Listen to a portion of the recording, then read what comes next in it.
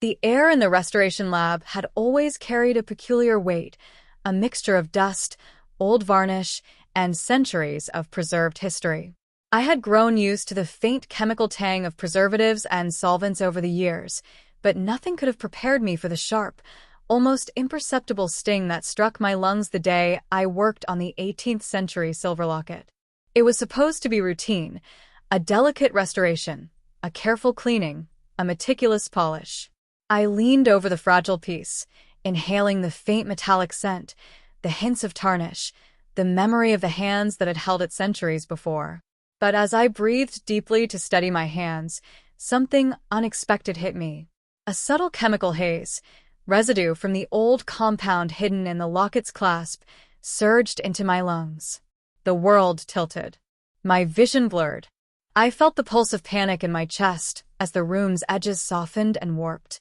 There was a strange clarity in the chaos, a sharp, instantaneous understanding that I had ignored signs, pushed my body and mind too far, and neglected the silent warnings of toxicity that had crept into my life.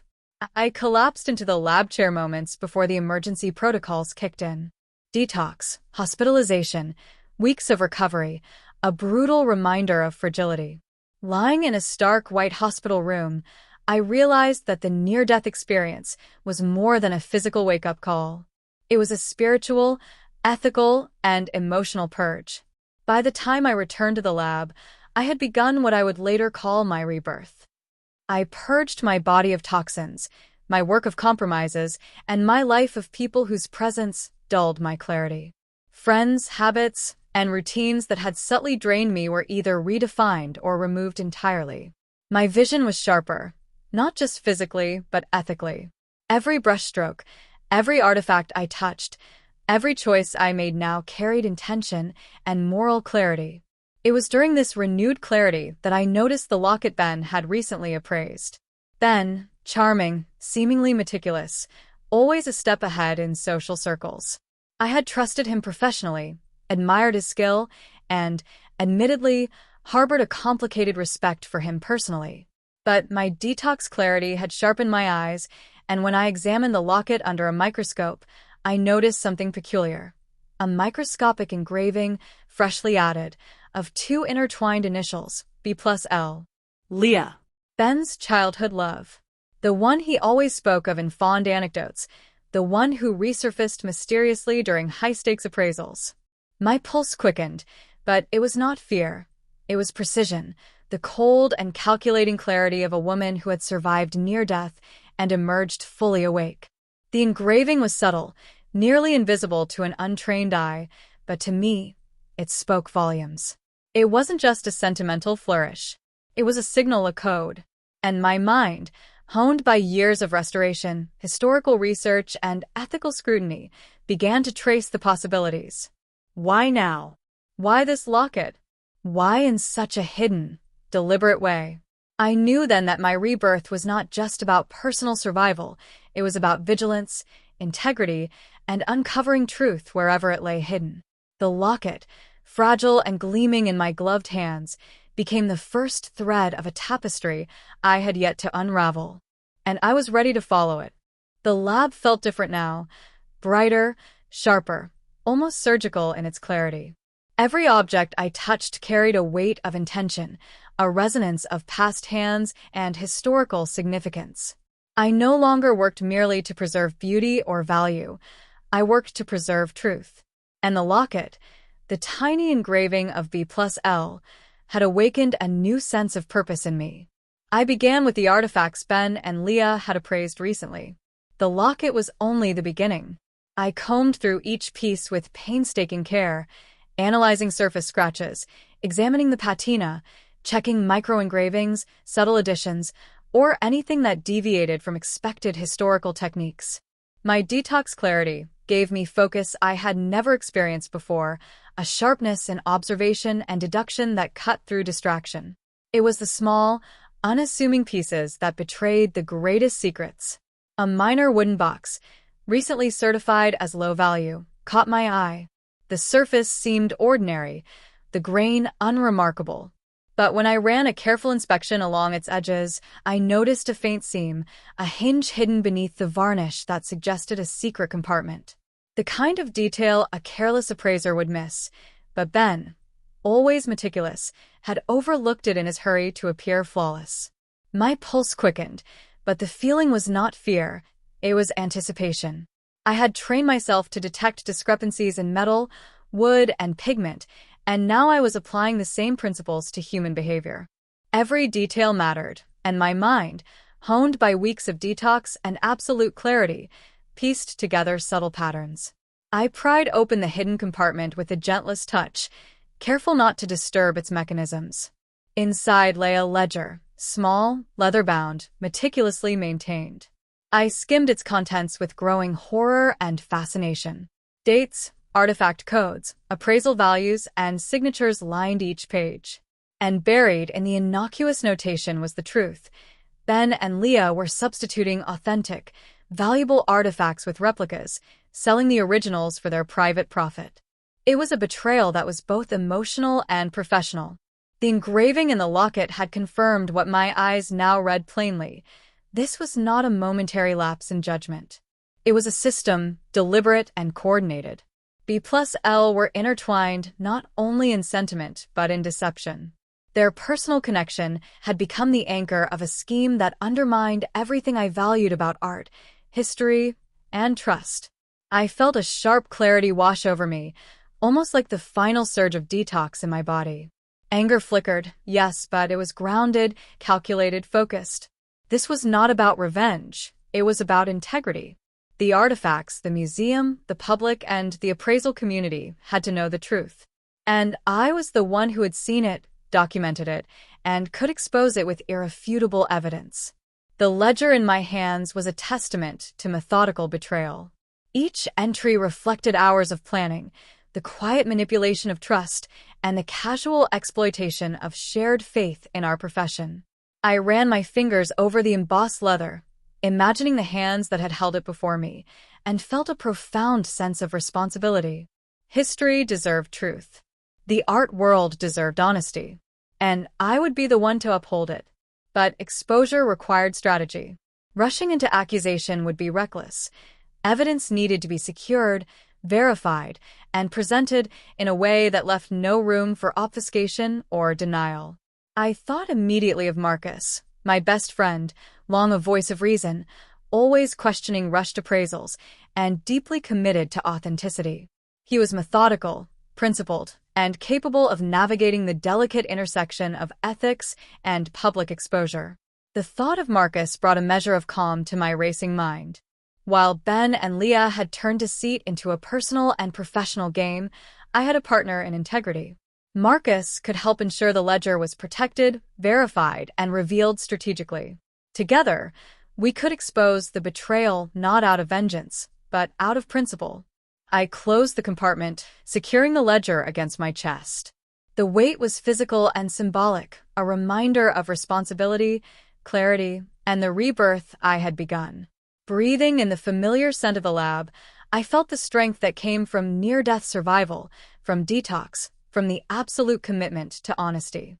This was not a fight born of emotion, it was a fight for truth, history, and ethical living. And I would not lose. The moment I handed the ledger to Marcus, I felt a mixture of relief and determination. He examined it with his usual meticulousness, flipping through the pages with quiet reverence for detail. Every date, every note, every scribbled annotation seemed to confirm what I already suspected. This was no accident, no minor oversight. Ben and Leah had created a carefully orchestrated system to exploit trust for personal gain. Marcus's eyes narrowed as he skimmed the entries. "They've been doing this for months," he said finally, his voice calm but edged with disbelief. "Every low-profile artifact substituted with a duplicate. And these high-value originals? Sold privately, off the books." I felt a cold surge of clarity run through me. The betrayal was complete, professional, ethical, and personal. The engraving I had discovered in the locket was not merely sentimental. It was a signal, a silent confirmation that this was coordinated. B+L were not just intertwined in love. They were intertwined in deception. And now, with the ledger in our possession, their entire scheme was exposed to the scrutiny of truth.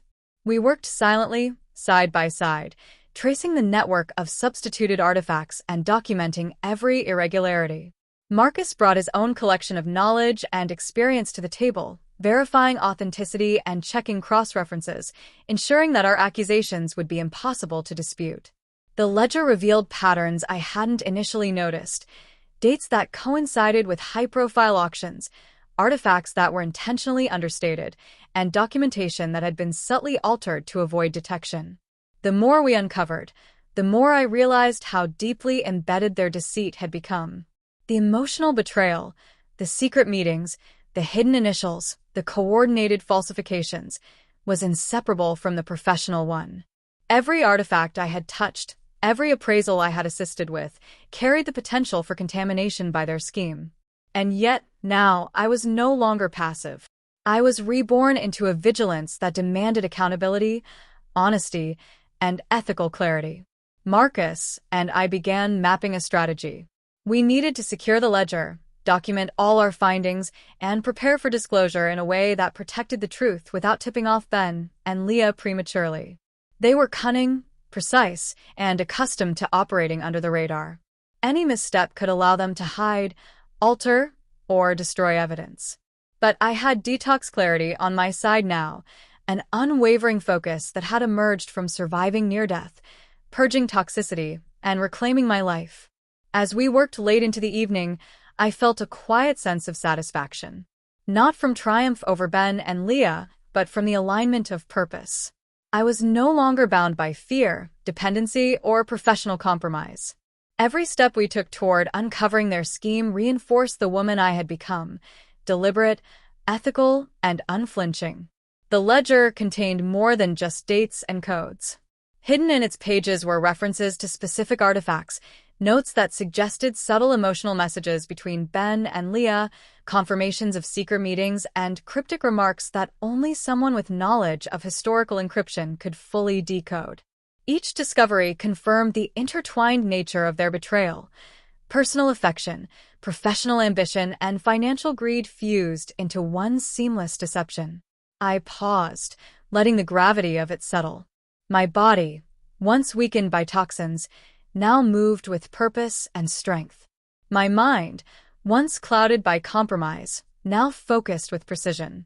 Marcus glanced at me, sensing my internal shift. "Clara," he said softly, "you've changed. You see everything clearly now." I nodded, understanding the truth in his observation. I had survived more than physical toxicity. I had survived manipulation, betrayal, and the slow erosion of trust. And now, with Marcus beside me, grounded, principled, and unwavering, I realized I was ready not only to expose the scheme but to reclaim the ethical and emotional integrity that had been jeopardized. Together, we began preparing a comprehensive dossier, photographs, authentication reports, cross-references with auction histories, and the ledger itself. Every detail mattered. Every fact had to be precise. And as we worked, I felt a growing certainty that the exposure would not be sensationalized or personal. It would be a declaration of integrity, a reaffirmation that honesty and transparency could prevail over deceit and greed. By the time the night deepened into early morning, the outline of our plan was clear. Ben and Leah's carefully hidden system of falsification, once invisible to the world, was now mapped, documented, and ready for ethical disclosure. And I, reborn from near death and purified in clarity, would be the one to ensure it reached the light.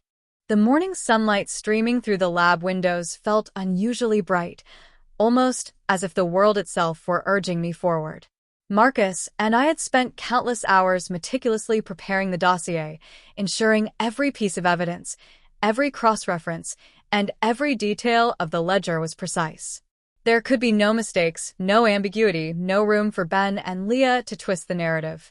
This wasn't about revenge. It was about truth, ethics, and the preservation of history itself. Holding the ledger in my hands, I felt the weight of responsibility more acutely than ever. These were not just papers. They were the testimony of a betrayal that had fused personal affection with professional corruption. The locket's engraving, the secret compartments, the subtle substitutions, all pointed to one truth. Ben and Leah had systematically undermined trust, integrity, and the very foundations of our profession. Marcus and I agreed on a sequence. First, secure the ledger in a tamper-proof location. Then, approach the museum authorities with documented evidence. Finally, issue a statement to the appraisal community emphasizing ethics, accountability, and the protection of historical artifacts. We moved deliberately, each step measured, precise, and intentional. When we presented the evidence to the museum director, I felt a quiet vindication, not triumph, but affirmation. The director's eyes widened as he flipped through the ledger, his expression shifting from skepticism to disbelief to grave concern. Every substitution, every fraudulent certification, every covert transaction was laid bare. "This is meticulous," he said, finally, voice low. "It's also deeply troubling. If what you're presenting is accurate, we're looking at a coordinated scheme, professional misconduct, and financial exploitation of invaluable artifacts." I nodded. "It is accurate. We've cross-referenced everything, verified every entry, and documented all inconsistencies. The integrity of the museum and the appraisal community depends on transparency." The unraveling began almost immediately. Once the museum validated the evidence, word spread quietly but decisively through professional networks. Colleagues who had once admired Ben and Leah's precision now questioned their methods. Auction houses reviewed past appraisals. Art historians and appraisers began scrutinizing their past certifications. The veneer of trust and competence Ben had relied on began to crack. For my part, I watched with a sense of calm detachment. The satisfaction was not in seeing them falter, but in knowing that truth had prevailed. Their manipulation, once hidden beneath charm, reputation, and carefully curated relationships, could no longer operate in the shadows. The exposure was ethical, deliberate, and complete. Even the locket, once a symbol of sentimental deception, became a marker of my clarity. I examined it under the microscope one last time, tracing the delicate engraving, B+L intertwined. It no longer stirred feelings of jealousy or betrayal. Instead, it was a signpost, a reminder that perception, trust, and ethics are fragile yet resolute, and that vigilance is essential to preserving them. Marcus's presence beside me was grounding. He did not revel in their downfall. He did not allow the ethical exposure to become personal. He reminded me, quietly, that integrity was not about punishment but about restoration, restoring faith in our profession, in truth, and in the value of history itself. Over the next weeks, the exposure solidified. Ben's career began to crumble, not through sensational headlines, but through professional accountability. Leah, equally implicated, faced scrutiny that forced her to withdraw from the appraisal community. It was precise, clean, and above all ethical, reflecting everything I had committed to in my rebirth. And amidst the chaos of their unraveling, I felt a deep sense of stability. I had survived near death, purified my body and mind, and emerged with a renewed commitment to honesty, ethics, and purpose. With Marcus by my side, the emotional anchor I had long relied on, I realized that stability, love, and integrity could coexist. Our bond was rooted not in convenience or obligation, but in shared values, trust, and mutual respect.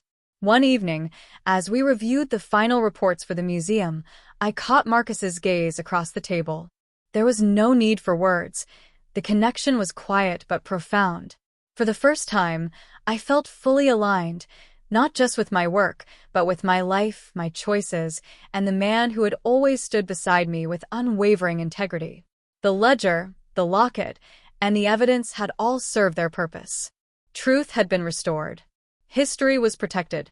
And I, reborn through near-death, detox, and clarity, could finally step into a life unburdened by deceit, guided entirely by ethics, and anchored by love that was honest and unwavering. The lab, once a place of quiet observation and painstaking restoration, now felt like a sanctuary. Every artifact I touched, every piece I examined, carried not just the weight of history, but the weight of truth. The near-death experience, the detox, the purging of toxicity from my life, it all had led to this point. I had emerged sharper, cleaner, and more attuned to both professional and personal ethics than ever before. Marcus had become more than an ally. He was my anchor, my mirror of integrity, and increasingly, the person with whom I could share the unspoken currents of my thoughts. Our partnership had begun in necessity, rooted in strategy and evidence. But over time, it had deepened into trust, respect, and a quiet, almost imperceptible intimacy that neither of us had rushed nor forced. We spent long hours together reviewing artifacts, verifying records, and preparing reports for the museum and appraisal community. Each evening, the work would wind down, and we'd linger over tea or coffee, letting conversation drift from professional details to personal reflections. I began to notice subtle patterns in our interactions, small smiles, lingering glances, a gentle touch on the hand when passing a tool. Nothing was rushed, nothing was expected. Everything was intentional, deliberate, and grounded. It was during one such evening that I realized how profoundly I had changed. I no longer carried fear of betrayal or doubt of my own judgment. My rebirth had not only cleansed me of physical toxicity, but had purified my emotional and ethical framework. I could see clearly now the boundaries I needed, the values I would never compromise, and the people worthy of my trust. Marcus embodied all of it. He was patient without being passive, principled without being rigid, and caring without being possessive. We began walking together along the quiet streets near the museum after long workdays. The city felt different at night, soft, reflective, intimate. The streetlights shimmered on puddles from earlier rain, and the sound of distant traffic was muted by the hush of evening. On these walks, we talked less about work and more about life, philosophy, and our shared vision of integrity in a world that often rewarded deception. One night, as we paused on a small bridge overlooking the river, Marcus turned to me with a seriousness that made my chest tighten, not with anxiety, but with anticipation. "Clara," he said softly, "you've carried so much, survived so much. I've watched you navigate it all with grace and clarity. I admire you more than I can express." I felt the warmth in his words, a quiet affirmation of the person I had become. "I've only been able to move forward because I know some things are worth preserving," I replied. Integrity, truth, history, and connections built on honesty.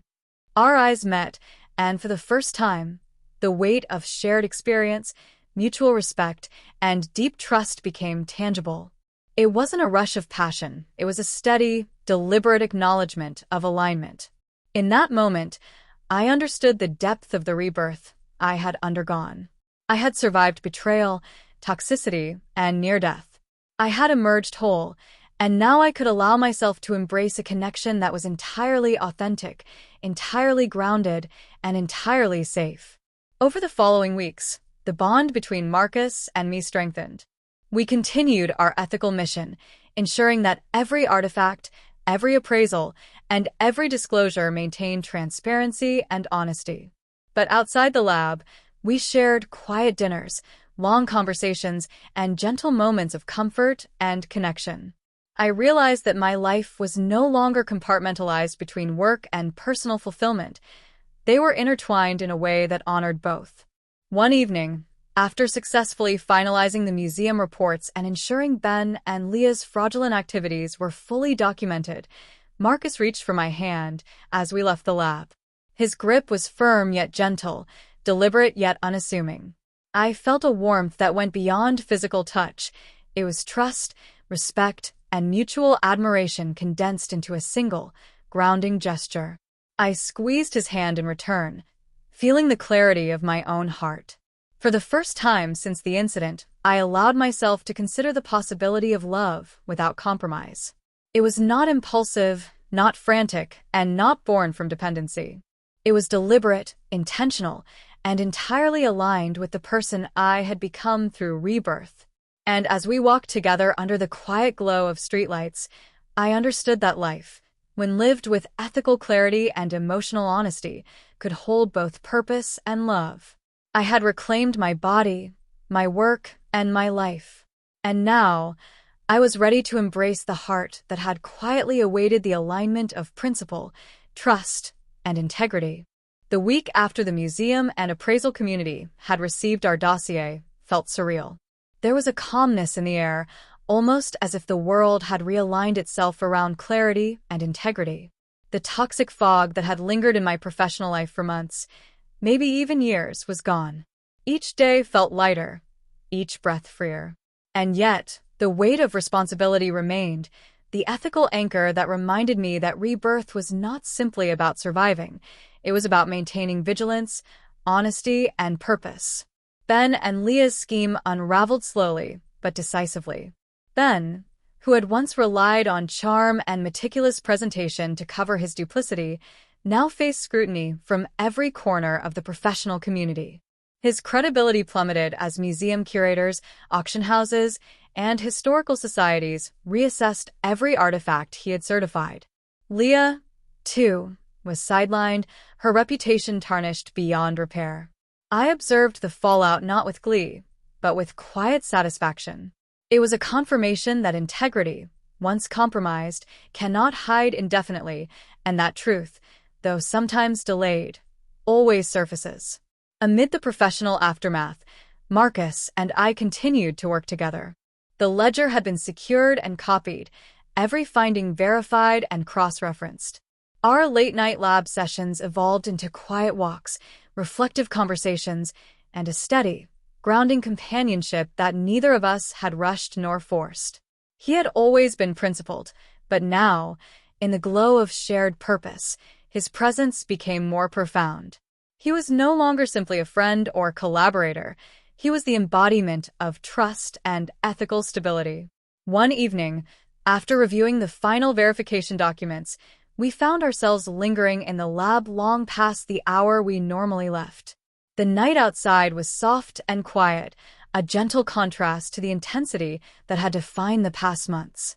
I noticed the subtle shift in Marcus, the careful glances, the slight hesitation before he spoke, the warmth that radiated quietly but unmistakably.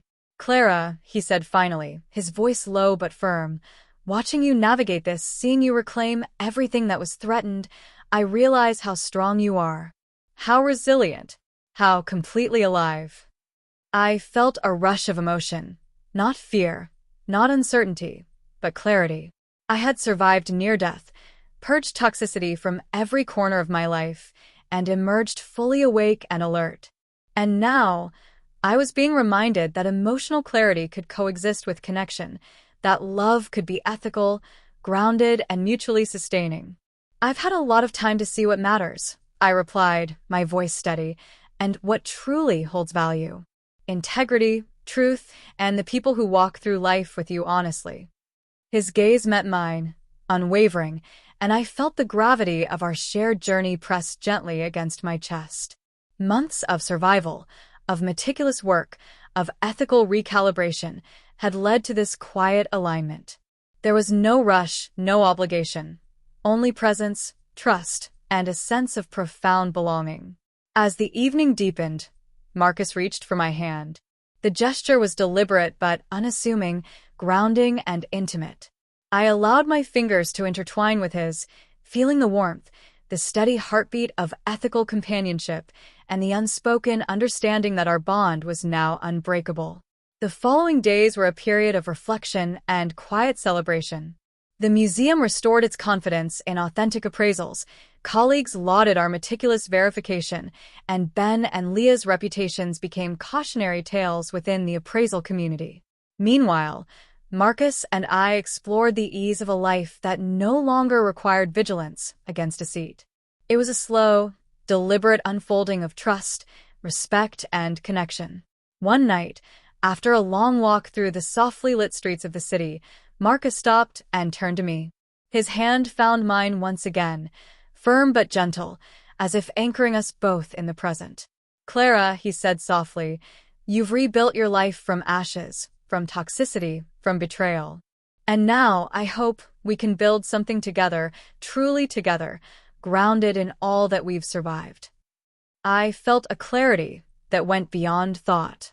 Everything I had endured, every near-death moment, every revelation, every ethical choice had led me to this alignment.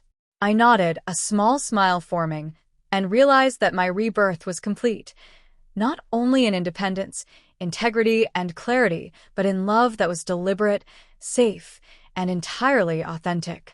In that quiet night, hand in hand with Marcus, I finally felt the full weight and wonder of being reborn, whole, empowered, and ready to embrace the life and love I had earned. The days after the exposure of Ben and Leah's scheme felt like stepping into sunlight after months in shadow. The lab, once a place of meticulous work and quiet anxiety, now felt alive with possibility. Every artifact I touched no longer carried suspicion or deception. It carried the quiet dignity of history preserved honestly. My rebirth, which had begun with detox and clarity, was now manifesting in a life where integrity and joy could coexist. Marcus had become my constant, not just a collaborator, but a partner in the truest sense. There was no rush, no urgency, no need to force connection. Every moment we shared, whether reviewing artifact reports, walking the quiet city streets, or sharing a simple meal, was a deliberate affirmation of trust and shared values. The intimacy we had cultivated was gentle, grounding, and entirely mutual. I realized, as I walked beside him on one of our evening strolls along the river, that this sense of safety and alignment was something I had never known before. The near-death incident, the betrayal, and the months of purging toxicity had taught me that life could be fragile, that trust could be violated, and that deception often hid beneath the most charming surfaces. But they had also taught me that clarity, ethics, and deliberate choice could create a life rooted in resilience, authenticity, and love. Marcus stopped, turning to face me. His hand brushed against mine, tentative at first, then more assured. I felt the warmth and steadiness in his touch, a quiet promise that extended beyond words. "Clara," he said softly, "you've faced so much, and yet here you are, stronger, clearer, and entirely yourself. I'm honored to be here with you, in whatever you choose next." I smiled, feeling a rush of gratitude and affection. "I've learned what matters," I said. "Integrity, truth, and people who walk honestly beside you. You've shown me that life and love doesn't need compromise to be meaningful." We walked together in silence for a while, the city lights reflecting on the river like scattered shards of glass. The quiet intimacy between us felt natural, inevitable even, a gentle unfolding of a bond that had been forged through trust, shared purpose, and mutual respect.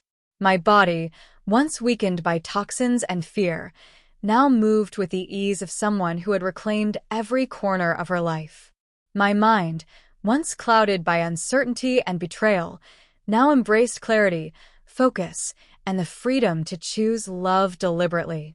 That night, back at the lab, we lingered longer than usual, reviewing final verification reports and securing all documentation. Marcus reached for my hand again, this time letting his thumb brush across my knuckles in a slow, reassuring rhythm. It was subtle, deliberate, intimate. I let myself respond, interlacing my fingers with his, feeling the warmth, the stability, and the quiet promise that had grown between us. As the night deepened, I felt the culmination of months of survival, clarity, and rebirth.